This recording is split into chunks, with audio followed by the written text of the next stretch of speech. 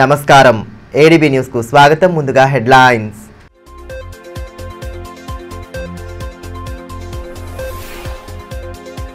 పకడ్బందీగా ఇందిరమ్మ ఇండ్ల survey mobile app survey ప్రక్రియను పర్యవేక్షించిన కలెక్టర్ రాజర్షి షా వివరాల నమోదును పరిశీలించి సిబ్బందికి విస్తృత సూచనలు చేసిన పాలనాధికారి.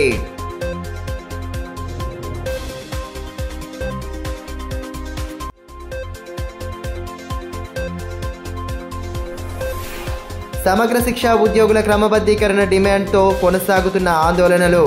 అమరవీరుల స్తూపానికి నివాళులు అర్పించిన ఉద్యోగులు ఇచ్చిన హామీని ముఖ్యమంత్రి వెంటనే అమలు చేయాలని డిమాండ్.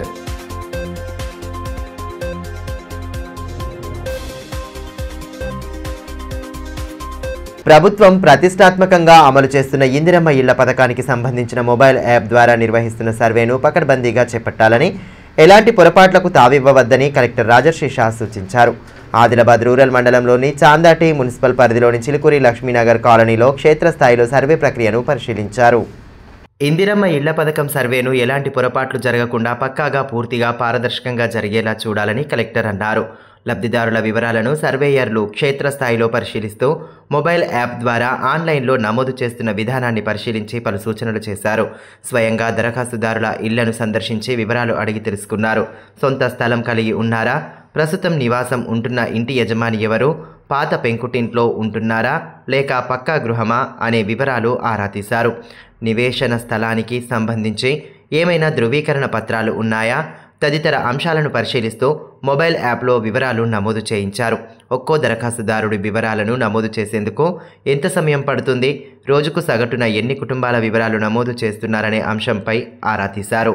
ప్రభుత్వ మార్గదర్శకాలను పాటిస్తూ పొరపాట్లకు తావు లేకుండా వివరాలను సేకరిస్తూ ఆన్లైన్ యాప్లో నమోదు చేయాలన్నారు. అర్హత కలిగిన కుటుంబాలకు ప్రభుత్వ పరంగా లబ్ధి చేకూరేందుకు వీలుగా వివరాల నమోదులో అవసరమైన అన్ని జాగ్రత్తలు పాటించాలని అన్నారు. కలెక్టర్ వెంట మున్సిపల్ కమిషనర్ సివిఎన్ రాజు, ప్రత్యేక అధికారి డిఐసి పద్మభూషణ్, ఎంపీడీఓ, సర్వేయర్లు తదితరులు ఉన్నారు.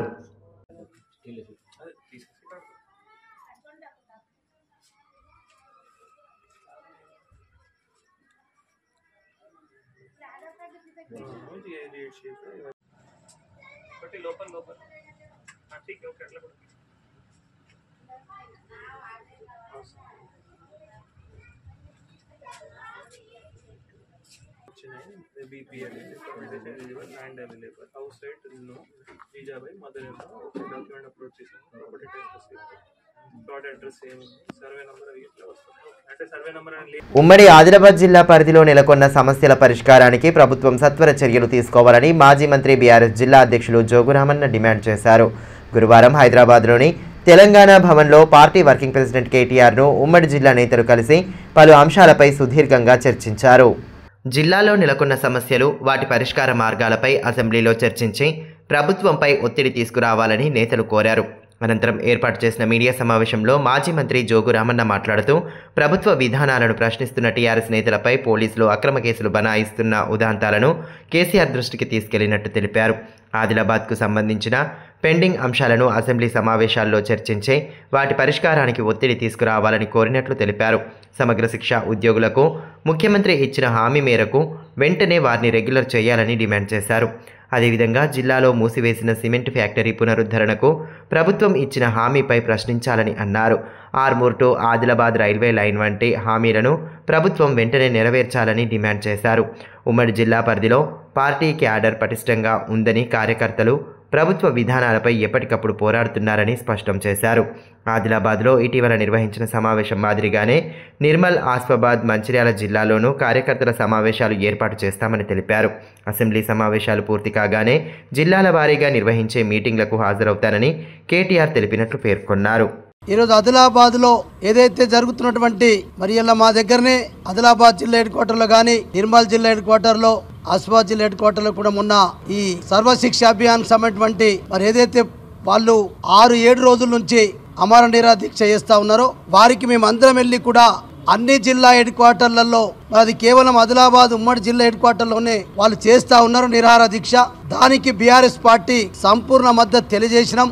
అట్లనే మీరు కూడా రేపు వారికి గతంలో ఏ మంత్రి కాకముందు మరి రేవంత్ రెడ్డి గారు పిసిసి అధ్యక్షుని హోదాలో అది నల్గొండలో గాని వరంగల్లో వాళ్ళ సమావేశానికి వెళ్ళి వారికి హామీ ఇవ్వడం జరిగింది.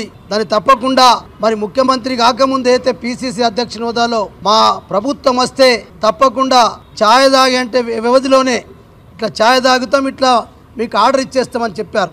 దాంతోపాటు ఇలా ఆశా వర్కర్ల పైన కూడా లోకల్లో జరుగుతున్నటువంటి వారిని మరి వాళ్ళు రావడం మా దగ్గరికి మరి జిల్లా పార్టీ అధ్యక్షునిగా మిగతా జిల్లాలకు కూడా వాళ్ళు వచ్చి మాకు వినతి పత్రాలు ఇచ్చారు.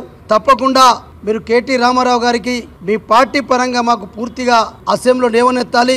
మా నాయకురాళ్ల పైన కూడా అమానుషంగా పోలీసులు మరి లాఠీ చార్జ్ చేసి మహిళలను కూడా చూడకుండా మరి అఘాయిత్యాలు చేసినటువంటి విషయాన్ని కూడా అన్ని పత్రికల టీవీలు వచ్చినాయి, మా దగ్గరకు వచ్చిన. ఖచ్చితంగా మీరు వారి పట్ల కూడా స్పందించాలని చెప్పినాం. అట్లనే ఆదిలాబాద్లో గతంలో మరి ఏదైతే మేము మరి అనేక సంవత్సరాల నుంచి అక్కడ సిమెంట్ ఫ్యాక్టరీ అయితేనేంది, రైల్వే గురించి అయితేంది, ఇవన్నీ కూడా గతంలో వీళ్ళు ఎన్నికలప్పుడు మరి హామీ ఇచ్చిండ్రు. వీళ్ళ చేతిలో లేకపోయినా మేము ఖచ్చితంగా రాష్ట్ర ప్రభుత్వం ఆధీనం తీసుకొని ఆదిలాబాద్ ఉన్నటువంటి సిమెంట్ కార్పొరేషన్ ఆఫ్ ఇండియా కానీ అట్లనే Armoor to Adilabad railway line కూడా తప్పకుండా కేంద్ర ప్రభుత్వం వాటా కట్టకపోయినా రాష్ట్ర ప్రభుత్వం మొత్తం కట్టి మేము చేస్తామని చెప్పి ఆనాడు ప్రతిపక్షం కాంగ్రెస్ పార్టీ హామీ ఇచ్చారు. కాబట్టి ఇవన్నీ చాలా ముఖ్యమైన సమస్యలున్నాయి.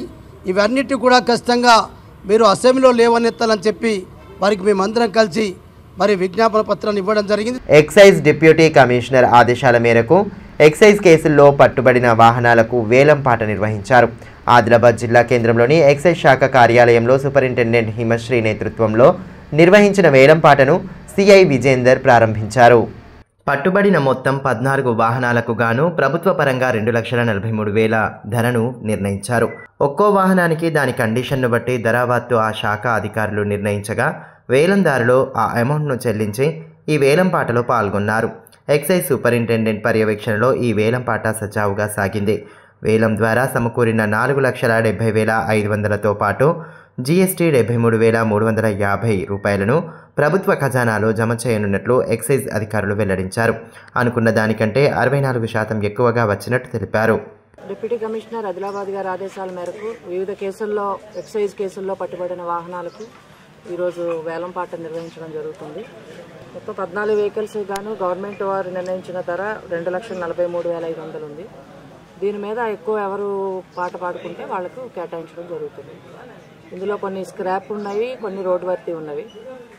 అన్నిటికీ కూడా వేలంపాట నిర్వహించి ఏళ్లుగా శ్రమదోపిడికి గురవుతున్న సిబ్బందికి ఉద్యోగ భద్రత కల్పించాలని డిమాండ్ చేస్తూ సమగ్ర శిక్ష ఉద్యోగులు చేపడుతున్న ఆందోళన రోజురోజుకు ఉధృతమవుతోంది. సమ్మెలో భాగంగా గురువారం ఎన్టీఆర్ చౌక్లోని తెలంగాణ అమరవీరుల స్తూపం వద్ద పుష్పాలు ఉంచి నివాళులర్పించారు. ప్రభుత్వానికి వ్యతిరేకంగా నిరసన నినాదాలు చేస్తూ వినూత్న రీతిలో నిరసన వ్యక్తం చేశారు. సీఎం రేవంత్ రెడ్డి ఇచ్చిన హామీని అమరుల సాక్షిగా నెరవేర్చాలని కోరారు. కాంగ్రెస్ ప్రభుత్వం ఏర్పడి ఏడాది పూర్తవుతున్నా తమ సమస్యల పరిష్కారంపై ఊసే లేదన్నారు. న్యాయమైన డిమాండ్లు సాధించే వరకు పోరాటం కొనసాగిస్తామని వారు స్పష్టం చేశారు. ముఖ్యమంత్రి రేవంత్ రెడ్డి హనుమకొండ ఏకశీల పార్క్ వద్ద టీఎస్ఎస్ఏ ఉద్యోగులకు ఇచ్చిన హామీ మేరకు రెగ్యులర్ చేయాలన్నారు.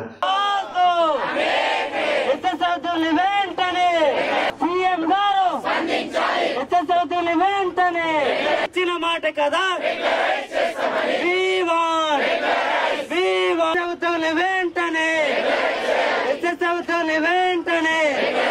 తక్షణమే పే స్కేల్ అమలు చేయడంతో పాటు ఉద్యోగ జీవన జీవిత ఆరోగ్య ఆర్థిక భద్రత కల్పించాలని డిమాండ్ చేశారు. ఈ కార్యక్రమంలో సమగ్ర శిక్ష ఉద్యోగుల సంఘం రాష్ట్ర అధికార ప్రతినిధి పడాల రవీందర్, నాయకులు పార్థసారథి, ప్రకాష్, వెంకటి, కేశవ్, ప్రవీణ్, జయశ్రీ, సంతోషి, జ్యోతిరాణి, దేవదర్శన్, సోమన్న, మంగేష్ తదితరులు పాల్గొన్నారు. త్యాగాల ఫలితంగా నిర్మాణమైంది. ఈ త్యాగాల ఫలితంలో సమగ్ర శిక్ష ఉద్యోగులు కూడా దాదాపు 129 మంది ఈనాటికి ప్రాణాలు కోల్పోయినారు. కాబట్టి వారి ప్రాణాలకు ఖరీదు ఈ ప్రభుత్వం కల్పించకపోవడం, కనీసం వాళ్ళ త్యాగాల్ని గుర్తు చేయకపోవడం విద్యాశాఖ యొక్క దౌర్భాగ్యంగా మేము తెలియజేస్తా ఉన్నాం. ఈ శాఖకు ముఖ్యమంత్రి గారే మంత్రి అయినప్పటికీ ప్రాణాలు కోల్పోతున్నా ఎలాంటి నిర్ణయం జరపకపోవడం, న్యాయం చేయకపోవడం చాలా తప్పు. వాస్తవానికి ఏకశిలా పార్క్ లో గౌరవ ముఖ్యమంత్రి గారు టీపీసీసీ అధ్యక్షుని హోదాలో వచ్చి సమగ్ర శిక్షని నెల రోజుల లోపల రెగ్యులరైజ్ చేసి తీరుతాం, మిమ్మల్ని పిలిచి ఛాయ దాపి ఆ ఛాయ మీది తాగే లోపల మీ సమస్యని పరిష్కరిస్తామని హామీ ఇచ్చిండ్రు. నేటికి 366 రోజులు గడిచిపోయినా మన సమస్యకు పరిష్కారం జరగలే. ఇప్పటికే పలుమార్లు ముఖ్యమంత్రితో మాట్లాడిన న్యాయం జరగలే. కాబట్టి శాశ్వత సమ్మెకు ఈ రోజు మేము పిలుపునివ్వడం జరిగింది. శ్రీ పరమహంస సంత్ సద్గురు పూలాజీ బాబా ధ్యాన కేంద్రం 20వ వార్షిక మహోత్సవ వేడుకలను బేలా మండలం సోన్కాస్ గ్రామంలో ఘనంగా నిర్వహించారు. ఉత్సవాల్లో భక్తులు పెద్ద సంఖ్యలో పాల్గొనడంతో గ్రామంలో కోలాహల వాతావరణం నెలకొంది. ఈ సందర్భంగా బాబా చిత్రపటంతో పాటు బాబా గ్రంథానికి పూజలు నిర్వహించి ఘటస్థాపన చేశారు. అనంతరం ప్రవచన, కీర్తన కార్యక్రమాలు నిర్వహించారు. గురువారం పల్లకిలో బాబా చిత్రపటాన్ని ఉంచి గ్రామంలో శోభాయాత్ర నిర్వహించగా గ్రామస్తులు పల్లకికి ప్రత్యేక పూజలు చేశారు. కార్యక్రమంలో తుకారాం జాదవ్, కేశవ్ ఇంగిడే, వామన్ గ్రామస్తులు పాల్గొన్నారు. ఈ సందర్భంగా తుకారాం జాదవ్ మాట్లాడుతూ బాబా బోధనల విశిష్టతను తెలియజేశారు.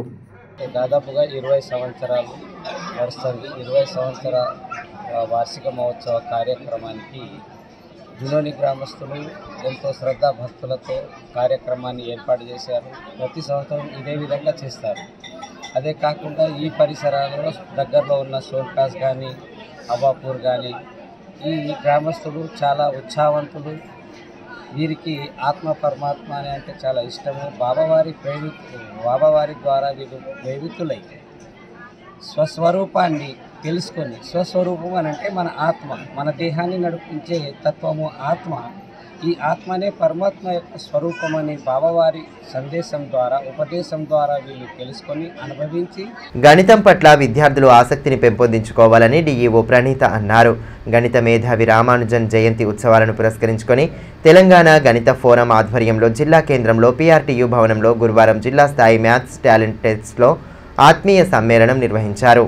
ఈ కార్యక్రమానికి డిఈఓతో పాటు సామాజిక కార్యకర్త ముడుపు మౌనీష్ రెడ్డి ముఖ్య అతిథులుగా హాజరయ్యారు. ఈ సందర్భంగా గణిత ప్రతిభ పోటీ పరీక్షల్లో ప్రతిభను కనబరిచి గెలుపొందిన విద్యార్థులకు అతిథులు బహుమతులను ప్రదానం చేశారు. అనంతరం రాష్ట్ర స్థాయి ఉత్తమ ఉపాధ్యాయులను శాలువాలతో సన్మానించారు. ఈ కార్యక్రమానికి పలు మండలాల నుండి హాజరైన విద్యార్థుల కోసం సామాజిక కార్యకర్త భోజనం ఏర్పాటు చేయగా ఫోరం నిర్వాహకులు ఆయన్ను సైతం శాలువాలతో సత్కరించారు. ఈ కార్యక్రమంలో తెలంగాణ గణిత ఫోరం సభ్యులు, విద్యార్థులు పాల్గొన్నారు. ఈ సన్మానం మొత్తం ఆదిలాబాద్ జిల్లా గణిత ఉపాధ్యాయుల తరఫున జరుగుతుందని చెప్పి మీరు భావించవలసిందిగా మరొకసారి మేము మాట ఇస్తున్నాం సార్. ఆదిలాబాద్ జిల్లా కేంద్రంలోని శ్రీ రామచంద్ర గోపాలకృష్ణ మఠంలో ఆధ్యాత్మిక కార్యక్రమాలు వైభవంగా సాగుతున్నాయి. ప్రతి ఏటా రథోత్సవం పూర్తయిన తర్వాత నిర్వహించే జాతరలో భాగంగా భాగవత్ కథా పారాయణం నిర్వహించడం ఆనవాయితీగా వస్తోంది. ఈ నెల 6 నుంచి ప్రారంభమైన ఈ కార్యక్రమంలో భాగంగా మహారాష్ట్ర నుండి వచ్చిన ప్రవచనకర్త భాగవత్ కథను వినిపించారు. సుధామ చరిత్రను వివరించి భక్తులను ఆకట్టుకున్నారు. ఇవాళ నిర్వహించిన ముగింపు కార్యక్రమానికి భక్తులు పెద్ద సంఖ్యలో విచ్చేశారు. ప్రత్యేక పూజల అనంతరం హారతినిచ్చి తీర్థ ప్రసాదాల వితరణ చేపట్టారు. అనంతరం అన్నదాన కార్యక్రమం ఏర్పాటు చేశారు.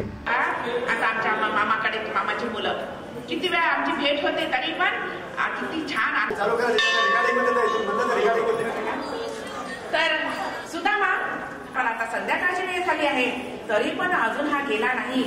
आपण सांगून तरी यावं म्हणून तिने द्वारपाल आतमध्ये गेले. कृष्णाला सांगायला गेले, महाराज तुमचा एक मित्र आला आहे, गरीब मित्र आलेला आहे. तो म्हणत आहे माझं नाव सुदामा. हे सुदामा नाव ऐकल्याबरोबर कृष्ण खडाऊ सुद्धा घातला नाही आणि तसंच धावत आला आणि पाहतो तर काय त्या सुदामाला घट्ट मिठी मागली. येताना इतक्या जोऱ्यानं धावत आला कृष्ण की त्याची शाल जोडी खाली पडून गेली. पण लक्षात नाही, खडाऊ घालायचं लक्षात नाही. हे पाहिल्याबरोबर रुक्मिणी, सत्यभामा सगळेजण पाहायला लागले. असं कसा मित्र आहे भगवंताचा, आपल्या कृष्णाचा. म्हणून सगळेजण बाहेर आले, राजवाड्याच्या बाहेर आले आणि कृष्णानं घट्ट मिठी मागली त्या सुदामाला. इतकं घट्ट मिठी मागली की सुदामाच्या डोळ्यातून आनंदाश्रू व्हायला लागले आणि कृष्णाच्या डोळ्यातून आनंदाश्रू व्हायला लागले होते. आणि त्यांचं ते प्रेम पाहून सगळ्यांना आश्चर्य वाटलं की आजपर्यंत कधी सांगितलं पण नाही आम्हाला की आमचा सुदामा नावाचा माझा मित्र आहे म्हणून सांगितलं नाही. आणि आज त्यांना इतकं घट्ट आलिंगन दिलं म्हणून त्याच्या गळ्यात त्याने असं गळ्यात हात घातला सुदामाच्या आणि कृष्ण आपल्या సింహాసనాపై घेऊन गेला. సుప్రీంకోర్టు తీర్పుకు అనుగుణంగా ఎస్సీ వర్గీకరణను అమలు చేస్తామని అసెంబ్లీ సాక్షిగా సీఎం ఇచ్చిన మాటను నిలబెట్టుకోవాలని ఎంఆర్పీఎస్ తెలంగాణ రాష్ట్ర అధికార ప్రతినిధి ఉమ్మడి ఆదిలాబాద్ జిల్లా ఇన్ఛార్జ్ బుర్రి సతీష్ మాదిగ అన్నారు. ఆదిలాబాద్ పట్టణంలోని ప్రెస్ క్లబ్లో గురువారం జిల్లా అధ్యక్షులు ఆరెల్లి మల్లేష్ మాదిగ అధ్యక్షతన ఏర్పాటు చేసిన మీడియా సమావేశంలో ఆయన మాట్లాడారు. సర్కార్ ఎస్సీ వర్గీకరణను వెంటనే అమల్లోకి తీసుకురావాలన్నారు. గడ్డం వివేక్ వెంకటస్వామి నోరు అదుపులో పెట్టుకుని మాట్లాడాలని, లేదంటే ప్రాతినిధ్యం వహిస్తున్న గడ్డపైనే బొంద పెడతామని ఘాటుగా వ్యాఖ్యలు చేశారు. ఎస్సీ వర్గీకరణ అమలు కోసం రాజకీయాలకు అతీతంగా మాదిగ బిడ్డలు ఏకం కావాలన్నారు. నెలల పాటు వేరే ఏ పని పెట్టుకోకుండా ఉద్యమం కోసమే పనిచేయాలన్నారు. మాలల కుట్రలను ఎదిరించే పోరాటానికి సిద్ధం కావాలని పిలుపునిచ్చారు. ఈ మీడియా సమావేశంలో ఎంఆర్పీఎస్ జిల్లా ఉపాధ్యక్షులు Gaikwad Suryakant Madiga, town incharge Madipelli Manoj Madiga, MRPS senior నాయకులు ఆరెల్లి గణేష్ మాదిగ, శ్రీనివాస్ మాదిగ, తోట విజయ్ మాదిగ తదితరులు పాల్గొన్నారు. ఎస్సీ వర్గీకరణ పోరాటాన్ని ప్రకాశం జిల్లా ఈదుమూడిలో 94 జూలై 7వ తారీఖు ప్రారంభించబడితే నేటికి 30 సంవత్సరాలు చేరుకున్నది. ఈ 30 ఏళ్ల పోరాటంలో ఏబిసిడి వర్గీకరణ అమలు చేయాలంటూ కాంగ్రెస్ పార్టీ అనేక సార్లు నివేదికలు ఇవ్వడం జరిగింది. కాంగ్రెస్ పార్టీ ఎస్సీ వర్గీకరణకు సానుకూలమని చెప్పి కాంగ్రెస్ పార్టీ 30 ఏళ్ళు మాదిగ జాతిని మభ్యపెట్టుకుంటూ రావడం జరిగింది.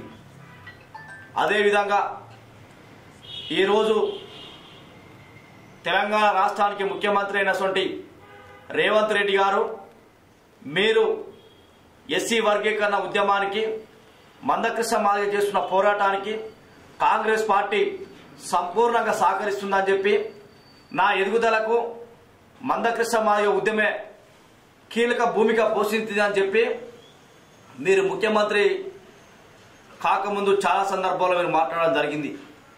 సుప్రీంకోర్టే ఈ దేశంలో అత్యున్నత న్యాయస్థానం అంటే సుప్రీంకోర్టే న్యాయం గెలిచింది, ధర్మం గెలిచింది, అధర్మం ఓడిపోయినట్టు సంచలనటువంటి 7 బెంచ్లతో కూర్చున్న ధర్మాసనము ఒక సంచలనమైనటువంటి తీర్పు ఈ భారతదేశంలో చెప్పడం జరిగింది. ఆయా రాష్ట్రాలకు ఎస్సీ రిజర్వేషన్ల వర్గీకరణ సమస్యను ఆయా రాష్ట్రాలు చేసుకోవచ్చు అని చెప్పి స్పష్టంగా చెప్పడం జరిగింది. కానీ మీరు ఏబిసిడి వర్గీకరణ అమలు చేయకుండా, తెలంగాణ రాష్ట్రంలోని ఏబిసిడి వర్గీకరణ అమలు చేయకుండా మీరు మాదిగ జాతికి తీవ్రమైనటువంటి అన్యాయం చేస్తున్నారని చెప్పి తెలంగాణ ముఖ్యమంత్రి రేవంత్ రెడ్డి గారికి మేము హెచ్చరిస్తున్నాం. జైనత్ మండలంలోని కాప్రి గ్రామంలో గీతా జయంతి ఉత్సవాలను ఘనంగా నిర్వహించారు. కృష్ణమఠంలో అష్టకలశ పూజ తదితర ఆధ్యాత్మిక కార్యక్రమాలను భక్తి ప్రపత్తులతో చేపట్టారు. స్వామివారికి ప్రత్యేక పూజలు నిర్వహించిన అనంతరం మహా అన్నదానం ఏర్పాటు చేశారు. అంతకుముందు ఎడ్ల బండిపై రాధాకృష్ణుని ప్రతిమతో గ్రామంలోని ప్రధాన వీధుల గుండా శోభాయాత్ర చేపట్టారు. కాప్రి గ్రామంతో పాటు చుట్టుపక్కల గ్రామాల భక్తులు వేడుకల్లో పాల్గొని స్వామివారికి ప్రత్యేక పూజలు చేశారు. ఈ సందర్భంగా గ్రామస్తులు మాట్లాడుతూ ప్రతి సంవత్సరం మాదిరిగానే ఈ సంవత్సరం కూడా గీతా జయంతి ఉత్సవాలను ఘనంగా నిర్వహించుకోవడం జరిగిందన్నారు. గ్రామంలోని ప్రజలందరూ సుఖశాంతులతో ఉండాలని ఉత్సవాన్ని ఘనంగా చేపడుతున్నామని తెలిపారు. భగవద్గీత కార్తీక శుద్ధ ప్రతిపద మొదలుకొని మార్గేశ్వర శుద్ధ ఏకాదశి వరకు గీతా జయంతి వరకు ఈ గీతా దీక్షణపై ఆనాడు గీతా జయంతి.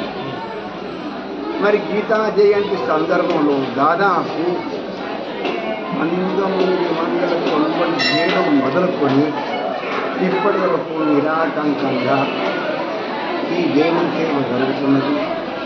ఎందరెందరో భక్తులకు వారు కోరికలు ఈ పరమాత్ముడు జ్ఞాన ప్రదానం చేసింది. కాబట్టి కుష్టు వ్యాధిని ప్రాథమిక దశలోనే గుర్తించడమే లక్ష్యంగా ఇంటింటి సర్వే నిర్వహిస్తున్నట్లు జిల్లా కుష్టు నివారణ అధికారి డాక్టర్ గజానన్ తెలిపారు.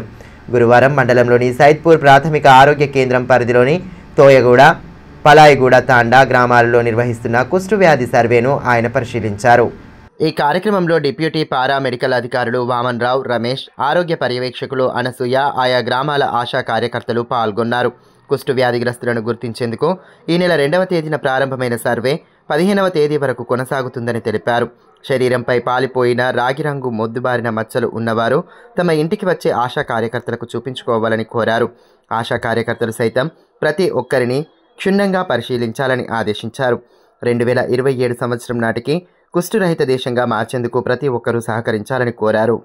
మిడ్ డే మీల్స్ కార్మికుల సమస్యల పరిష్కారం కోసం ఈ నెల 16, 17 తేదీల్లో ప్రభుత్వ పాఠశాలల్లో మధ్యాహ్న భోజనాన్ని తాత్కాలికంగా నిలిపివేసి కలెక్టరేట్ ఎదుట ధర్నా చేపట్టనున్నట్లు సిఐటియు జిల్లా అధ్యక్షులు లింగాల చిన్నన్న తెలిపారు. మధ్యాహ్న భోజన కార్మికులు పెద్ద ఎత్తున తరలివచ్చి ధర్నా కార్యక్రమాన్ని విజయవంతం చేయాలని పిలుపునిచ్చారు. ఆదిలాబాద్ పట్టణంలోని సిఐటియు సంఘ భవనంలో గురువారం ఏర్పాటు చేసిన మీడియా సమావేశంలో ఆయన మాట్లాడారు. మధ్యాహ్న భోజన కార్మికులు అనేక సమస్యలతో సతమతమవుతున్నారని అన్నారు. ముఖ్యంగా రాష్ట్ర ప్రభుత్వం పెండింగ్ బిల్లులు చెల్లించకపోవడంతో విద్యార్థులకు వండి పెట్టడానికి అవస్థలు పడుతున్నారన్నారు. అప్పులు చేసి మరీ వండి పెట్టాల్సిన దుస్థితి నెలకొందని ఆవేదన వ్యక్తం చేశారు. కాంగ్రెస్ పార్టీ ఎన్నికల్లో ఇచ్చిన హామీని నిలబెట్టుకోవాలన్నారు. కార్మికులకు 10,000 రూపాయలు ఇవ్వడంతో పాటు ఎలాంటి షరతులు లేకుండా బ్యాంకు రుణాలు మంజూరు చేయాలన్నారు. వంట గ్యాస్ సబ్సిడీపై ఇవ్వాలన్నారు. వంట షెడ్లు నిర్మించి ఇవ్వాలన్నారు. అలాగే వంట పాత్రలను ఇవ్వడంతో పాటు ప్రమాద బీమా సౌకర్యం కల్పించాలని డిమాండ్ చేశారు. సకాలంలో బిల్లులు, వేతనాలు అందే విధంగా చర్యలు చేపట్టాలన్నారు. లేని పక్షంలో ఆందోళనలు ఉధృతం చేస్తామని హెచ్చరించారు. మధ్యాహ్న భోజన కార్మికుల సమస్యల పరిష్కారానికై ఆదిలాబాద్ జిల్లా కలెక్టర్ కార్యాలయం ముందు మహాధర్నా కార్యక్రమం చేపట్టడం జరుగుతున్నది. ఆదిలాబాద్ జిల్లాలో ఉన్న మధ్యాహ్న భోజన కార్మికులందరూ కూడా 16వ తారీఖు, 17వ తారీఖు నాడు పెద్ద ఎత్తున కదిలి వచ్చి మీ సమస్యల కోసము ఈ ధర్నా కార్యక్రమం పాల్గొనాలని సిఐటిగా నేను విజ్ఞప్తి చేస్తున్నాను.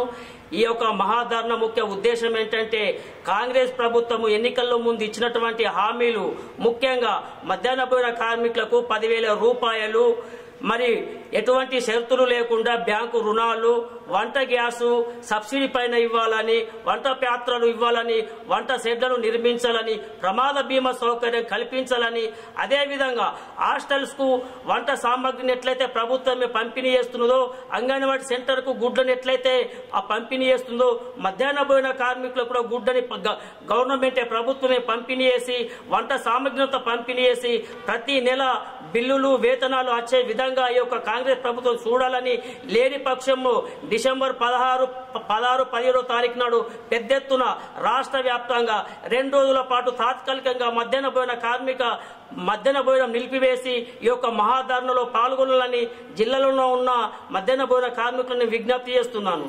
వార్తలు ముగించే ముందు హెడ్లైన్స్ మరోసారి.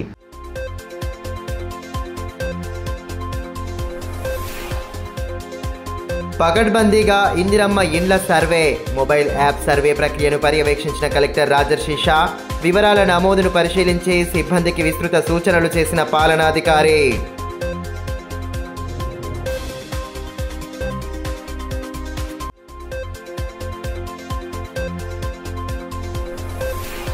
సమగ్ర శిక్ష ఉద్యోగుల క్రమబద్ధీకరణ డిమాండ్తో కొనసాగుతున్న ఆందోళనలు. అమరవీరుల స్తూపానికి నివాళులు అర్పించిన ఉద్యోగులు ఇచ్చిన హామీని ముఖ్యమంత్రి వెంటనే అమలు చేయాలని డిమాండ్.